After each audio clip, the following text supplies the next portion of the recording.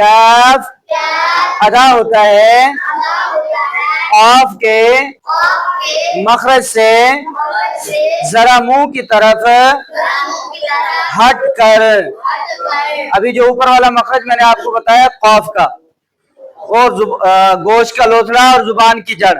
गोश्त का लोथड़ा जुबान की जड़ तो वही है, लेकिन उस गोश्त के लोथड़े से थोड़ा मुंह की तरफ हटकर वहीं से क्या अदा होता है कैफ। मखरज नंबर 5 कैफ अदा होता है ऑफ के मखरज से जरा मुंह की तरफ हटकर। मखरज नंबर 5 कैफ अदा होता है ऑफ के मखरज से जरा मुंह की तरफ हटकर।